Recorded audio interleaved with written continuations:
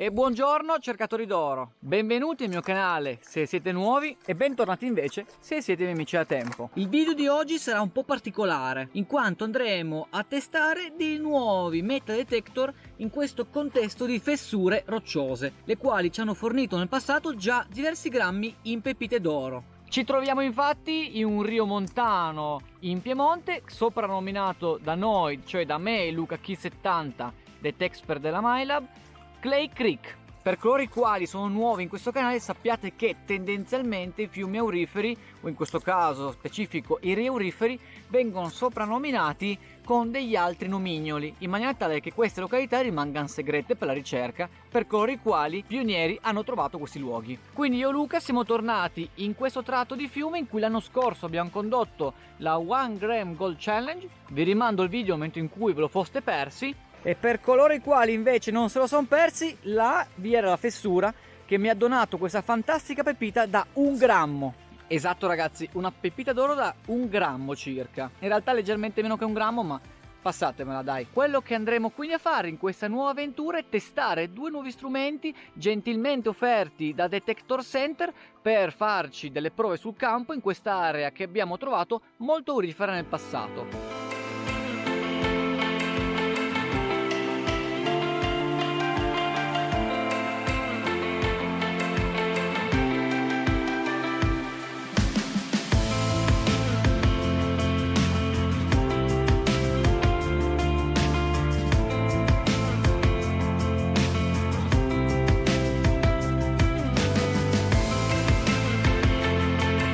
In ogni caso in quest'area abbiamo a che fare con un bedrock roccioso composto da un micascisto molto ricco in grafite. Oltre alla grafite vi è anche molto ferro. I metal detector più convenzionali, detti very low frequency, suonano queste rocce come hot rocks. Il discorso invece è molto differente per i metal detector a tecnologia detta pulse induction. Questi metal detector, utilizzati principalmente con profitto in Australia, stanno anche entrando nell'ambiente italiano per quanto riguarda la ricerca di pepite d'oro, in generale una tipologia di ricerca molto complicata, molto costosa per via delle macchine, ma che tendenzialmente per l'esperienza mia di Luca possono donare importanti soddisfazioni in alcune aree. Sia chiaro che quando parliamo di SDC 2300, quando parliamo di GPX, parliamo di macchine di diverse migliaia di euro. Difficilmente troverete abbastanza oro in breve tempo da ripagarvi queste macchine, come invece avviene in Australia. L'Italia è comunque un paese molto ricco di risorse aurifere, ma non a tal punto da utilizzare queste macchine con profitto in breve termine. Quindi cosa parliamo? Parliamo principalmente di hobby, parliamo comunque di ricercare delle macchine con questa tecnologia pulse induction e anche magari con un costo minore.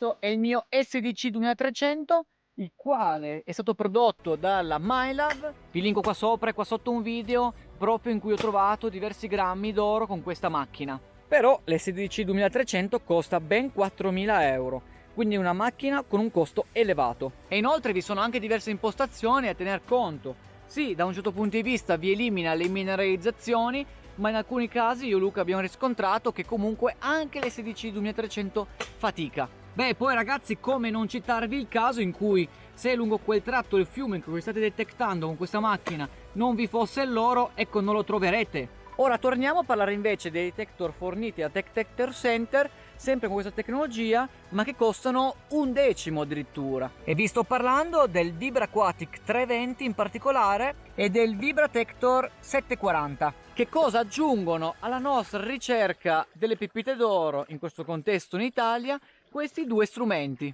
Basati sulla tecnologia Pulse Induction, principalmente vanno a eliminare i falsi segnali.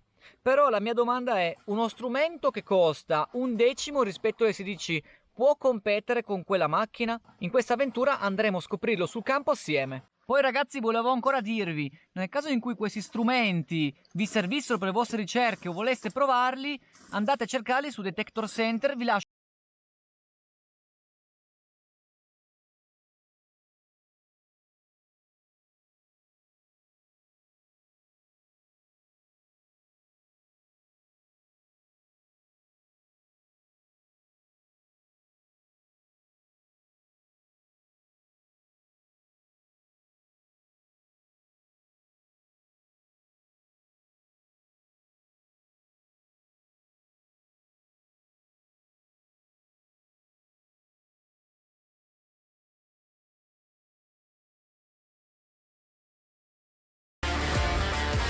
Ora voglio parlarvi di come funzionano questi metal detector. Innanzitutto voglio dirvi 2 pro e 2 contro per quanto riguarda questi strumenti. Iniziamo dai pro. Semplicità di utilizzo. Infatti non presentano tasti lungo la superficie.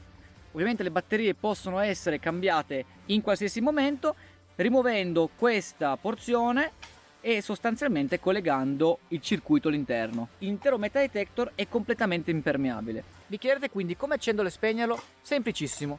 Si tiene verticale, vedete che la lucina, il LED in questo caso è acceso e di conseguenza già funziona. Lui non presenta un segnale sonoro, quindi non potrete collegarvi cuffie, quindi di conseguenza non sentirete nessun suono, bensì vibra. Infatti il nome di per sé è già indicativo di questa sua funzione, lungo la porzione in cui voi terrete lo strumento. Per spegnerlo, di nuovo tenetelo in verticale. Il secondo pro di questi strumenti sicuramente è il loro prezzo. Per la tecnologia che montano all'interno, cioè tecnologia Pulse Induction, questi strumenti sono alquanto economici. Sia chiaro che comunque non vi è un salto diretto dalla fascia di prezzo di questi strumenti, cioè circa 300 euro, alla fascia di SDC 1300, cioè circa 4000 euro. Quindi secondo pro sicuramente il costo. Ora andiamo a parlare però di contro, perché per qualsiasi recensione che vado ad effettuare su questo canale bisogna anche osservare eventuali difetti, i quali non vanno a inficiare tanto lo strumento o la macchina, invece vanno a fornire spunti interessanti e logicamente anche onesti per il miglioramento invece di queste macchine e strumenti. Negli ultimi mesi li ho testati in diversi ambienti, i quali variano ad esempio dalle battigie, dai boschi, piuttosto che in questo contesto di fessure, anche su affioramenti molto mineralizzati, e di conseguenza posso dirvi che questi strumenti non hanno, a mio parere, una sensibilità elevatissima. Significa che l'oro molto fine non lo sentirete, ma questo difetto in realtà può trasformarsi in alcuni contesti anche in un pro, quindi in sostanza un terzo pro. Infatti metal detector molto sensibili come le SDC vanno anche a segnalarvi talvolta in questi fiumi italiani della spazzatura, come per esempio piccoli pallini composti da piombo, in questo caso rifiuti antropici, oppure piccoli rifiuti composti da ferro.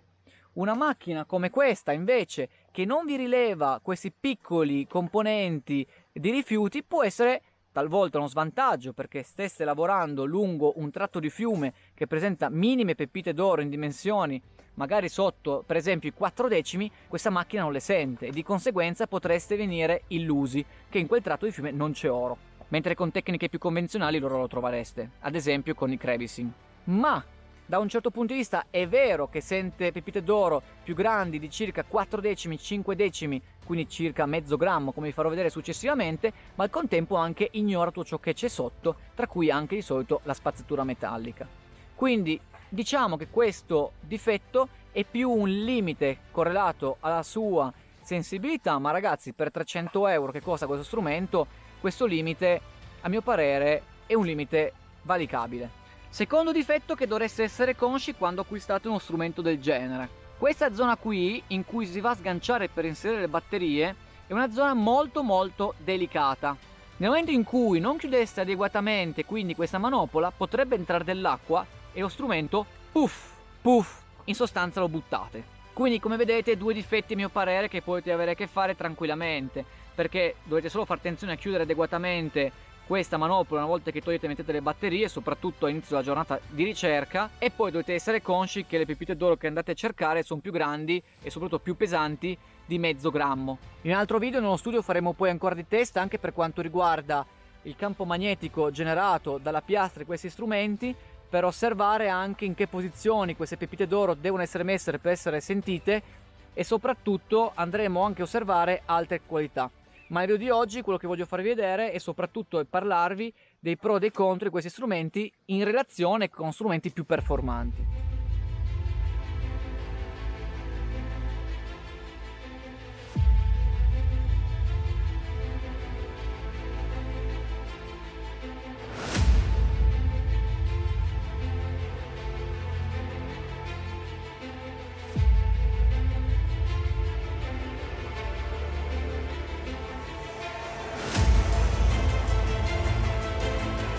Continuiamo quindi i test e le prove. Mettiamo a dura prova questi strumenti. Eseguiamo quindi il primo test. Ho seminato 2 pepite d'oro in posizioni diverse, in profondità diverse. Una è messa verticalmente, quindi diciamo che rispetto alla piastra dovrebbe dare maggiori problemi, mentre l'altra invece è posta orizzontalmente, quindi in una posizione più favorevole. La prima pesa circa 3 decimi di grammo, mentre l'altra 7 decimi. Mi aspetto più che senta quello da 7 decimi, ma è messa a coltello. In sostanza l'oro preferisco porlo all'interno delle fessure per comprendere i limiti di queste macchine, e vi consiglio di fare lo stesso nei primi momenti in cui approcciate con il detecting, perché dovete voi essere consci dei limiti e delle invece potenzialità degli strumenti che state utilizzando, così da utilizzarli al meglio durante le vostre sessioni di ricerca.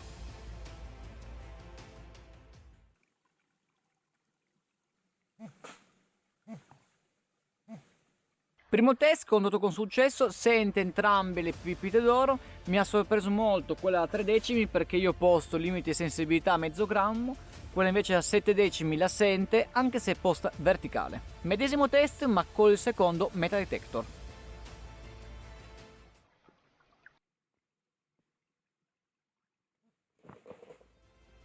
Secondo test effettuato, invece questo strumento in questo contesto non è troppo performante rispetto al primo, probabilmente correlato al fatto che il primo ha una piastra ampia e piatta, probabilmente è più performante in queste fessure. In ogni caso vedete che facendo confronti con dei test in questo contesto specifico in cui l'oro è stato inserito appositamente ed è stato anche inserito in una certa profondità, con una certa dimensione e una certa posizione, vi conferisce un'idea di come le macchine funzionino e di conseguenza anche come queste possono essere utilizzate in queste località di ricerca e che cosa potenzialmente potreste trovare soprattutto. Adesso mettiamo da parte questi strumenti e facciamo il medesimo test con l'SDC 2300.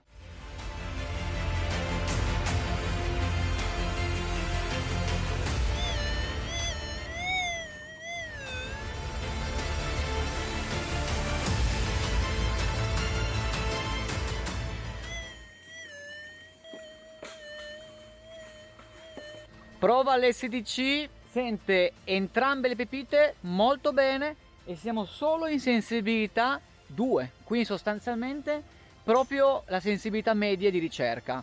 Proviamo a abbassare la sensibilità, alzare la sensibilità e vediamo cosa cambia.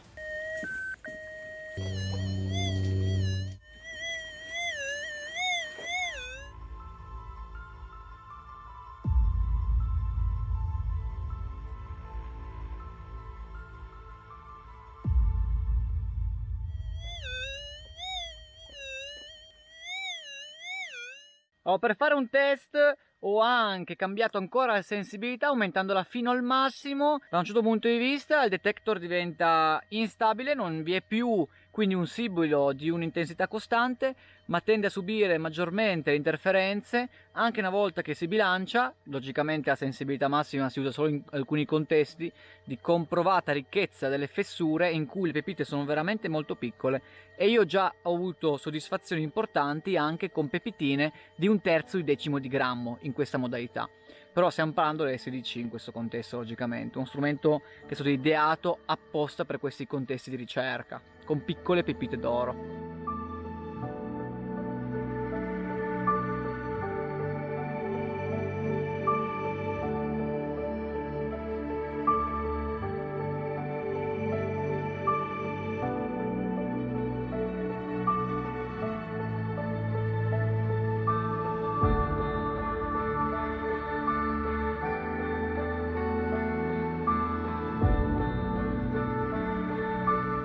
Allora, tiriamo un po' le somme di questo test che abbiamo fatto oggi.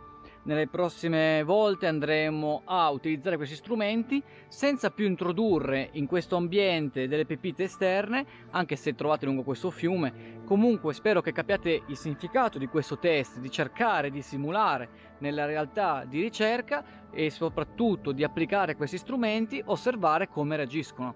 Come abbiamo visto, la dimensione della pepita è importante, la sua posizione nel sedimento anche, in questo contesto una fessura, ipotizzando che comunque rimanga intrappolata pochi centimetri. Il mio SDC ha performato esattamente come io e Luca immaginavamo, con estrema professionalità. Logicamente è uno strumento in questo contesto adatto, mentre gli altri sono degli strumenti più particolari che si avvicinano più alla categoria del pinpointer, per esempio. E noi quindi ci salutiamo, ci rivediamo al prossimo episodio.